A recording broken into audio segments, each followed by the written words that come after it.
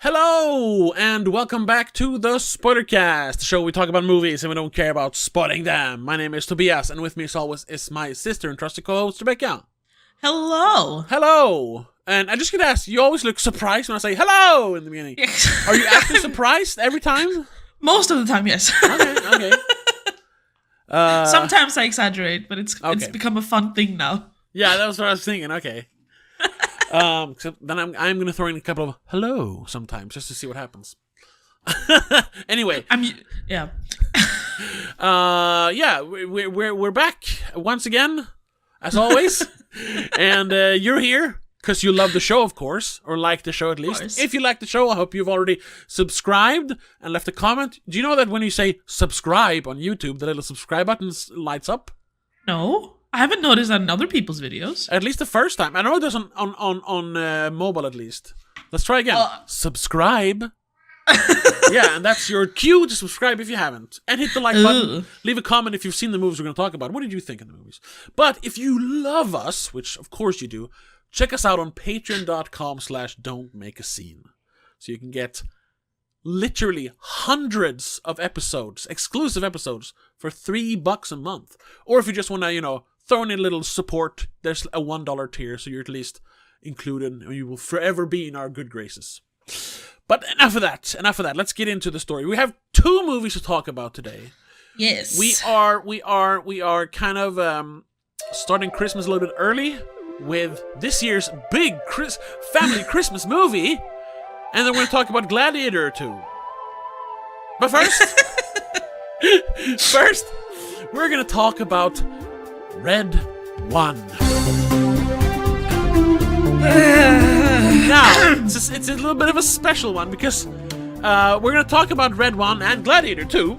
Yeah. But we weren't really going to talk about Red 1. We're just going to talk about the other one. Yeah. But I thought I could throw it in since I have time over. And I kind of wanted to see it just to see what everyone's talking about. So I'm the only one who's watched Red 1. Yeah. I kind of want to see it as well, just to see what people are talking about, but I don't. At the same time, yeah. Yeah. And Yeah, and I of course, if you follow the show, you know I am a sucker for Christmas movies. Not all Christmas movies. I don't go for all the cheap, by the dozen Hallmark.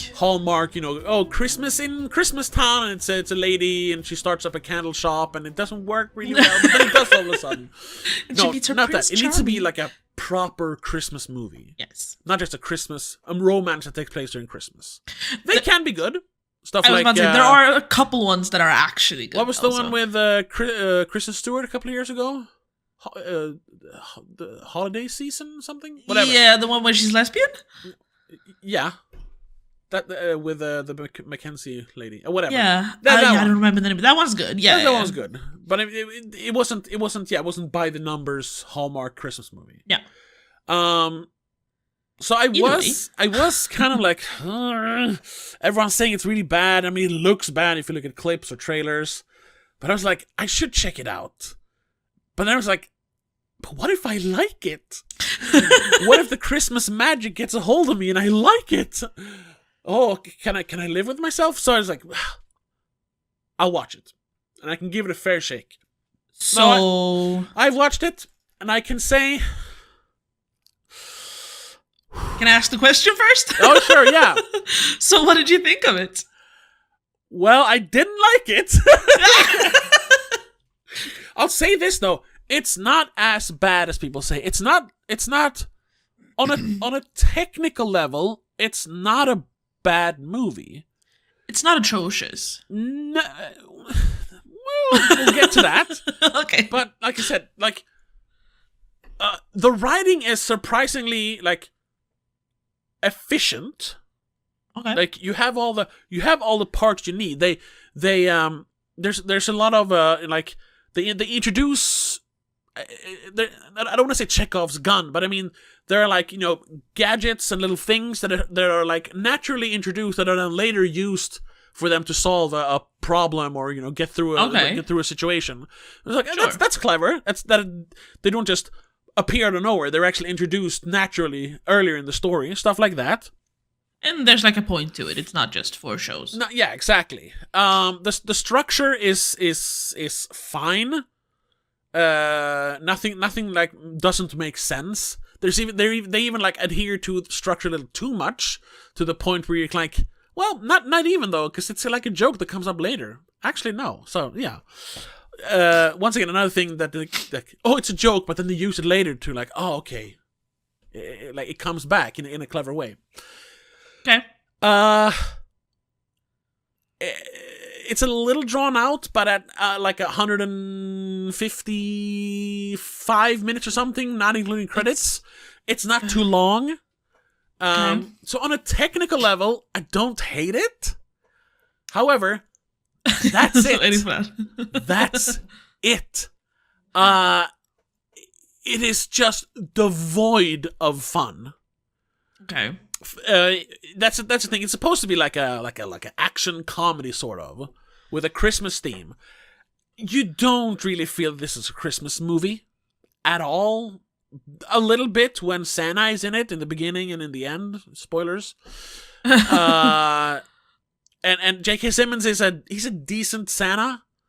But he doesn't strike me as a Santa in general. Well, he can no, because you think of him as the grumpy angry guy. and But no, he's actually he's jolly, and he seems to genuinely be have like because it starts with him in a mall.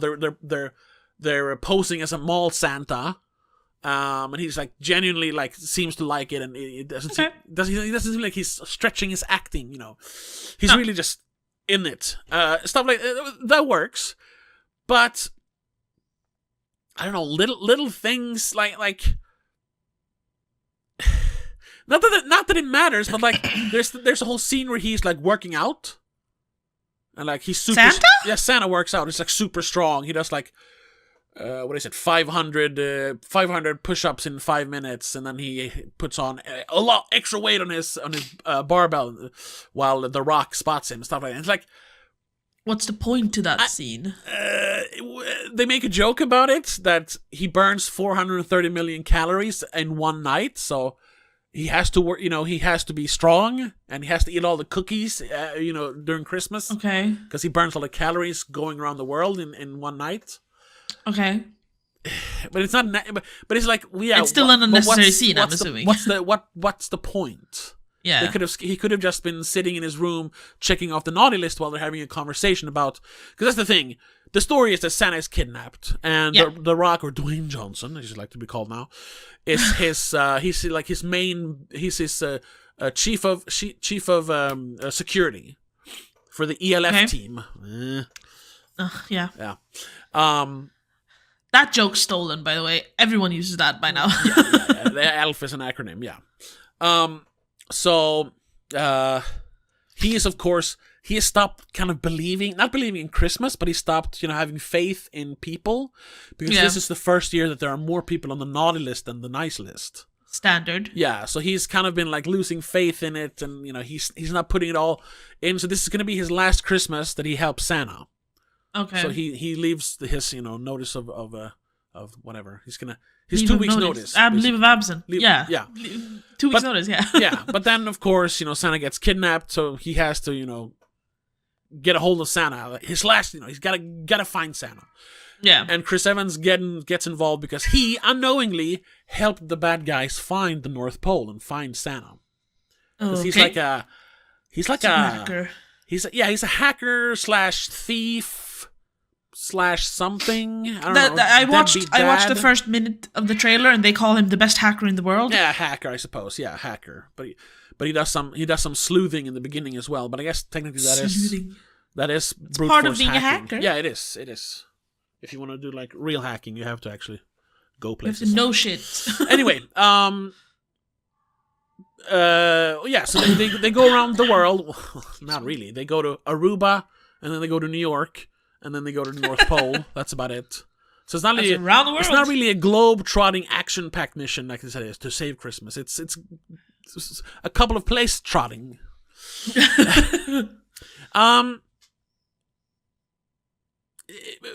But that's the thing. Like, there's not really a Christmas feel to it at all.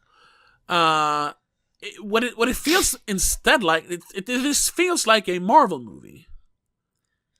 From that minute I watched, it looked like Fast and Furious. That too, yeah, but Christmas themed almost, or like taking place over Christmas, I guess. Yeah. So there's no Christmas feel at all. A little bit towards the end, maybe. But I guess they save Christmas. Yes, they do. Spoilers. Who could have thought? Yeah, exactly. And the biggest problem though, so there's no Christmas spirit. It's terribly like formulaic. Like we know exactly what's gonna happen. Oh, they're gonna go to places. There's gonna be a fight, and then they go to another place. Yeah, it's very much a Marvel movie, very much a Fast and Furious movie. But therein lies the big problem though, because this is I think it's PG-13. Yes. So I guess kids can go see it with their parents. But this movie is not going to be fun for kids. It's not. They're not going to understand like the jokes and stuff. It's not funny.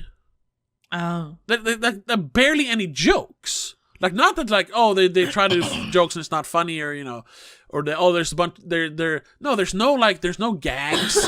There's no making fun of the whole situation. It's super serious. Like they missed the point where Santa having being instead of being this old timey Santa Christmas magic, it's very like high tech and it's a Christmas magic, but it's more technical. So instead of having a bunch of elves building toys, they clone toys or have like a machine that makes the toys. They make the toys and then they can just multiply it in the multiplicitor or whatever it's called. Yeah. Once again, it's used in the plots. It's fine that way. But it's just like, that's not fun. It's supposed to be elves building the things. Yeah. Even like modern toys, which you don't really build, they still got around that in Elf. You see him build an Etch-a-Sketch, and they talk about putting together, new computer chips for the newer like video game stuff. They still they do that because that's more fun magic than having a machine that makes it. There's a movie from 2011 that also had this like technical aspect to it. Yeah. It's a Christmas movie. It's animated though, but still, where the new Santa is all tech, and then instead of an actual sled, it's this giant looks like a spaceship. Yeah, Arthur Christmas. Yeah, I didn't like that one. That one has Christmas spirit though. It does have Christmas spirit, but I wasn't a big fan of it. I remember I bought that a few years ago because I heard a lot of good about it. It's like, it wasn't really my thing. I like the style because it's Wallace and Gromit style. It's Aardman Studios, whatever it is. But it kind of didn't really something. It has a bit of that problem, I'm assuming, that it's too techie. Yeah, I mean, you see how Santa travels so fast. It's not that he just goes, it's magic and he can, they kind of work around. No, we actually see that he goes basically into light speed and then he like portals from one city to another. It's like, it is magic, but you make it look like should more just be fairy dust. That's it. Yeah, exactly. It's almost like Christopher Nolan. Like, if we would do this for real, how would he actually do it? Of course, he would bend space time. Like, no, that's not the thing. It's supposed to be magic. It's supposed to be fairy dust and sparkles. Yeah, that's exactly. And then, like we said, there's no jokes. Like, and then there's a bunch of like violence in it. Not like gratuitous violence, but PG-13 violence. But like I can't see any kids enjoying it. I gotta ask about do kids watch Marvel movies, or is it just sweaty man babies? I don't know. Do like 12-year-olds watch Marvel? I don't think so. Because Marvel started too early. They don't care. They haven't been able to catch up. So they watch like Skibbity Toilet and stuff. That's true. Yeah, but I don't even know what that is. Oh, you don't know what Skibbity Toilet is? I've heard the words. That's it. Skibbity. Yeah. I don't even know. I have to ask though. What's with the snowmen with like abs and swords? Yeah, that is. What the hell is that? That was the dumbest. When they're in Aruba, they find the guy who hired Chris Evans to get the coordinates But Okay. he's just a middle hand. He's actually working for the real bad guy. And they're like, oh, whatever. It's what's her name? Grilda. Do you know what Grilda is? Yeah, Grilda. The Yeah. Icelandic. Gryla. No, Gryla. Gryla, sorry, yeah. The Icelandic winter Grilla, I witch. guess, yeah. in our, yeah. So she's the bad guy. You can't say her name. And of course, they... No, because then she appears. Yeah, she accidentally say her name. And then an ice cream truck comes out of the water in Aruba, and out of the back jumps 3, jacked snowmen. And it's With arms and legs, and they just look like something from World of Warcraft or something. It looks like a cave troll or something, yeah. And I was just like, sure, they're magical, but why, even in a movie, like, wouldn't your brain want you to go, maybe snowmen aren't great for, subtropic Aruba, where it's like 40 degrees Celsius in the shade. Wouldn't they? The joke there would be that they would melt. Yeah, which they do, but not because it's hot, because if you remove their nose, they magically melt. Because the nose is the life force of the snowman? I guess. Which that's something I've seen before, though, that if you remove the nose, they kind of like become snow again. But why would you send snowmen to a tropical island? Send like elves or Grinches or something instead. Yeah. It's just like, it's a small thing, but that was immediately like, why snowmen? Why even Aruba in general if you're gonna do I don't know, a Christmas movie? They're only there for like 10 minutes. And that's that fight then, I'm guessing? Yeah, they arrive in a toy store because they can like travel. I saw that in the trailer. Utility closets of toy stores, it's like a network. Like wormholes. Yeah. But then they create a car and they go to the beach, and there they talk to Nick Kroll, who plays the semi-bad guy. And then they fight his guys and then the snow guys, and then they leave. It's like, okay. Couldn't that be like New York? He's like a mafia guy or something? So he could be in the snow and you can see the big tree in Rockefeller Plaza because it's December 24th. Like, they have to find him now because he's got to go tonight, Yeah. No, instead they go to Aruba. And I'm wondering, like, because it kind of looks like they shot on location. And I was just like, did they just write this in so they could spend like a week in Aruba? Fucking assholes. Because I know a lot of people do that. Vacation. That's basically Adam Sandler's entire career for the I know. 15 years. He's getting better now, but for a long time, all he made was vacation movies. Yeah, made a vacation movie, called up his friends and went, hey, guys want to go on vacation and get paid? So was this like... all we have to do is act a little bit? Yeah, so was that this? Like, for the last week, we'll shoot the Aruba scenes in Aruba, guys.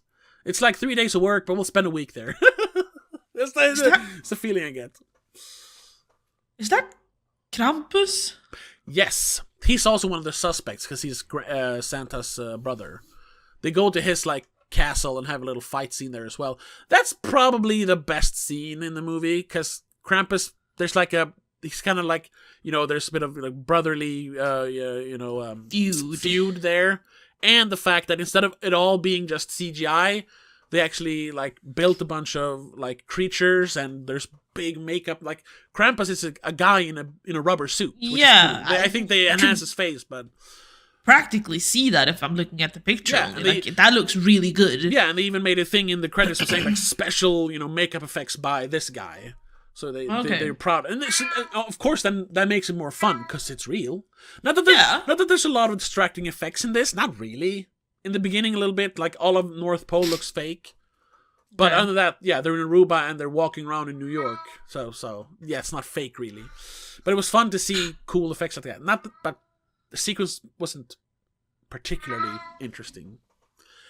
And then, there's the typical, Chris Evans is a deadbeat dad, but magically after one heart-to-heart conversation with Dwayne Johnson, he kind of like, no, I guess, whatever. And they kind of bond.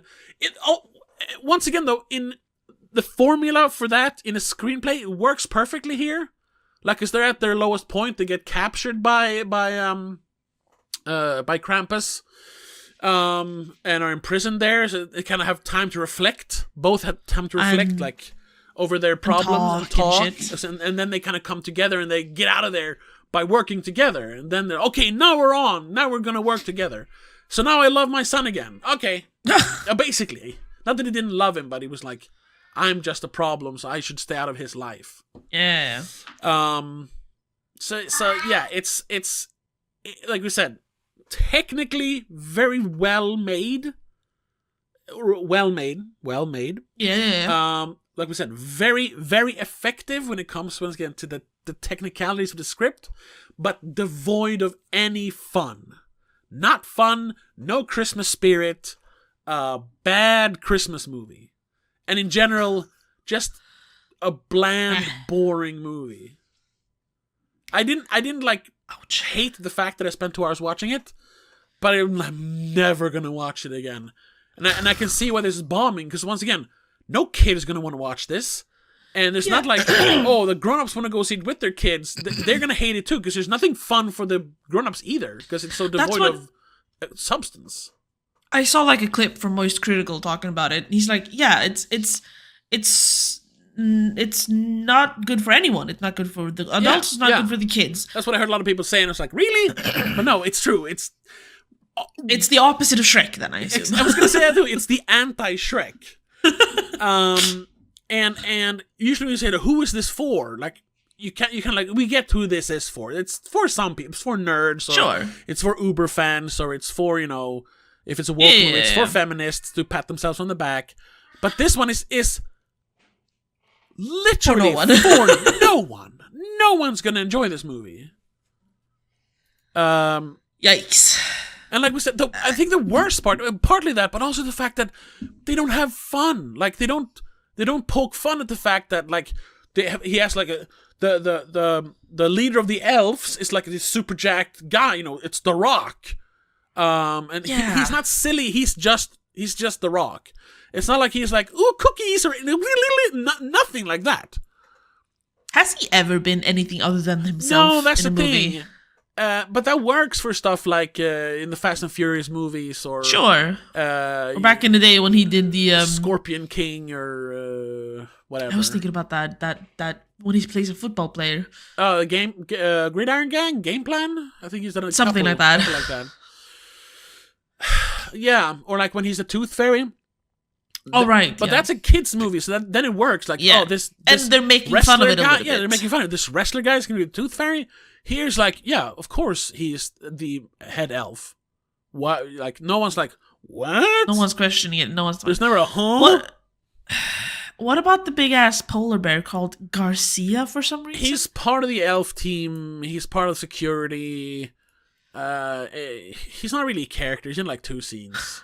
Okay. I don't. Because I mean, he's got his own poster, so it feels like he's important. Well, yeah, because he looks. It's fun that they have an anthropomorphic polar bear, so that's something they can sell it on. But he's barely in the movie. God damn it! There's so many posters, by the way. Yeah, I'm like scrolling through the IMDb, so there's like every character has their own. Yeah, because there's like 7 of them or 8 or something. Yeah, because originally this is produced by Amazon through MGM. Oh, but it's also then being distributed by Universal, and Lionsgate is involved. Yeah, it's this huge adventure. Originally, it was going to be just a streaming movie on Amazon Prime, which that's why it kind of looks kind of flat. Everything looks very flat. It's like I said, it's kind of ugly that way. Okay, once again, like a Marvel movie. But then for some reason, like pretty late, like towards the premiere, so to speak, they decided, no, we're going to release it in theaters, which just doesn't make sense. Because that means that all of a sudden they have to actually, make money off of the movie, because it's not on streaming platforms yet. And I wondered, like, did they think people were going to go see this, or was it like, Jesus Christ. I don't know. And of course, then they promoted it super hard. With millions of posters and that stupid clip of Dwayne Johnson saying like, oh, I was watching Oppenheimer in IMAX. And I was like, if I could put my movie, Red One, here, it would be game over, man. And I was like, no, you're game over already. What the fuck? You said something about Nolan earlier, and I was like, wait. This is where you should mention that. But I came back to it, it's so dumb, because if this was on Prime, it wouldn't have to make money, because they just make money, from subscriptions. So even if no one watches it, it's fine, because they make money anyway. somehow it's more acceptable. Yeah, because it's just a streaming movie and it doesn't make garbage. Which this is. It's nobody cared about this movie. It's content garbage. Yeah, because that's what it looks like. It looks like a Holiday in the Tropics, or there's so like many of those movies where it's just like, it's not supposed to be in theaters, but we're making it. It's a dime a dozen Christmas movies. We just want to release a new one this year. Yeah, there you go. I think because they had Dwayne Johnson, because they had Chris Evans. I mean, they have The Rock and they have Captain America. Yeah, and it like I said, it kind of has that Marvel movie feeling. I think they thought like, we might have a hit on our hands because everybody likes Marvel, right? Everybody likes this kind of bland, generic action-adventure bullshit. And, like, first of all, superhero fatigue is actually kind of setting in now because the quality has gone down so much. And this is not even, like, this doesn't even have the recognizable characters. It's just the actors. But nobody cares about Chris Evans. It's like, he's Captain Unless America. He is Captain America, no one cares. So this was gonna. That surprised me a little bit, though. There's a lot of big names here. Yeah, like I haven't seen Lucy Liu in anything for quite a while. All of a sudden, she's in this. Yeah, there's also one. She's not really in the movie very much. And then Kiernan Shipka, who plays Gryla, she's in. She's Wednesday Addams. No. Kiernan Shipka is Sabrina. She's Sabrina. Sorry, yeah. Yeah. Not a Netflix thing. Yeah. But then, I don't know. Like, kids don't know who Nick Kroll is. Kids don't know who Mary Elizabeth Ellis is. No. It was nice that Christopher Hivju plays Krampus, but once again, kids don't know who he is. So I don't know. I don't know. That was targeted to the adults, I'm assuming, but it doesn't really seem to be working. No, not at all. Like, kids don't know who Bonnie Hunt is, but they have all these big names. But for what? For why? What was the point? It's just going to cost you more money. Nobody's going to watch this, and guess what? Nobody did watch it. It made $0 basically.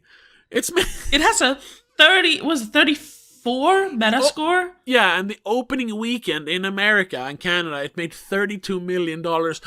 Oh my god. This movie cost $350 million. And that's the estimated budget. So we know they spent probably $500 million with because they had to pump out all the ads and shit. Especially since they're doing it kind of late, probably. They're like, shit. Yeah. So they just pay extra to get it all done. And worldwide, because it's been out for a while now. It's been out for like a week or two. Yeah. It's been, even worldwide, it hasn't even made $1 million. It's made less money than fucking Strange Darling. You know, the micro budget word of mouth horror movie. I wonder if Dwayne Johnson, I was about to say The Rock, is sane enough to understand that this is a failure and you should stop. I think he has started to understand it now. It kind of started with Black Adam when he realized, like, oh shit, I don't have the star power I used to. Because people are kind of over it because, he has played the same character for 15 years now. Yeah. Like, and it still works for certain roles. Sure. Honestly, I'm not even that excited. I was gonna say I'm kind of excited to see him back in Fast 11, but that was only because, you know, there's that teaser in the end of number 10. But honestly, now it's like, no, I'm not really interested in seeing him again. Holy shit, he has 12 upcoming projects planned already. Oh my god. One of them obviously is Fast X Part 2. Yeah. Or 11 or whatever you want to call it. An untitled Fast and Furious films where he's playing Luke Hobbs. But they were going to end up with number 10 and then they dragged that out to 10, 1 and 2. Yeah. What? Okay. Jungle Cruise 2. Oh, no. Jungle Cruise sucked. Well, I guess that still made money, though, so... Sure, but, San Andreas 2?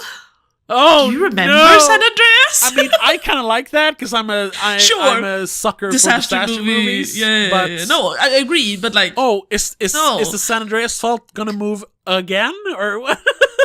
like exactly. What's the deal here? Big Trouble in Little China. Isn't that a remake?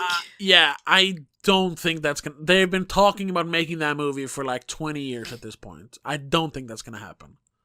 I really hope it doesn't, and I don't think it will. It is in production though, according to IMDb. Oh no! It's got Gary Goldman as a writer,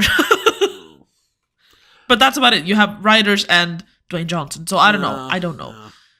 Then Moana. Moana 2 is obviously coming up. We know that one. Yeah, the real life remake of the first one, Moana. Wait, they're doing You didn't know that? No, what? And he's gonna be this. Why? He's gonna be the same It's guy. been out for like a few years. Yeah, because they can make money. They waited 20 plus years before they remade Mulan. Yeah. Could you please wait? They waited like 60 years to make Cinderella, but yeah, I think they just want to. They don't want to make another. They don't want to make another white Disney princess real movie, even though they kind of race swapped the Little Mermaid and Snow White. But now they're like, we need to pick one of our princesses of color, and then they were like, fuck, we have like don't have that many. We have Princess Frog and we have Moana, I suppose. Yeah, Mulan doesn't count. And nobody remembers Princess Frog, so Mulan, sure, but they already did Mulan. Yeah, no. They have new princesses that are not Moana, but whatever. Yeah, but they never became that popular, so exactly. So that's why I think that's why they're doing it. Yeah. Monster Jam. No. I don't know if that's a movie though. That seems to be like a show or something. Okay. like an actual live show on stage kind of thing. Oh, okay. And then something called do Monster Jam shit. The Smashing Machine. The story of mixed martial arts and UFC champion Mark Kerr. Oh, okay. Yeah, I've heard of that.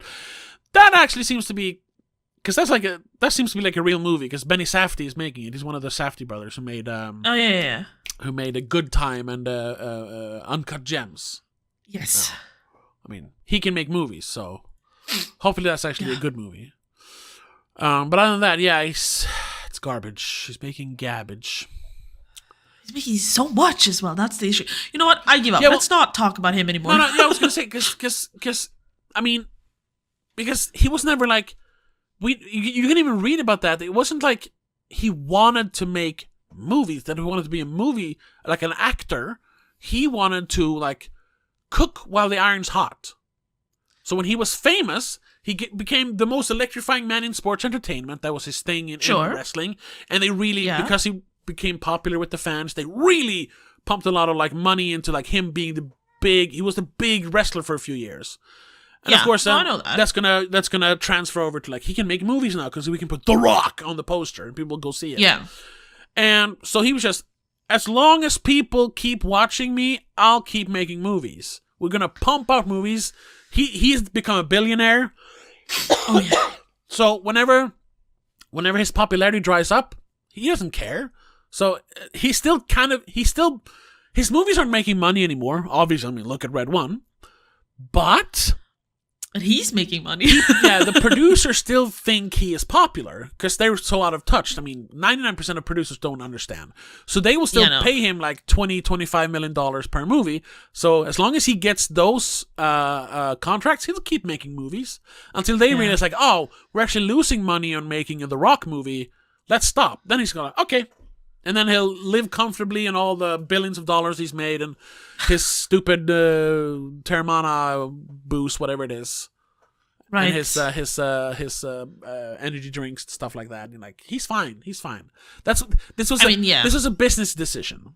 And then of course there were we mentioned it before, the very unsubstantiated but still rumors that he was maybe going into politics. Yeah. That's why he kept such a clean image for so long also. Because that's the next step. When you made all the money, now you want the real power, which is in politics. Yeah. Yeah. There's a few other people who've done that. Yeah. And that's why, even though he was very charming originally, eventually you kind of saw through that and realized, oh, he's not a movie star. He's just a businessman. Yeah. And that's why popularity is waning now, because you realize, like, this is fake. That's it. And I think that's it. I think this might be the first nail in the coffin. Red One completely tanking, losing them $500 million.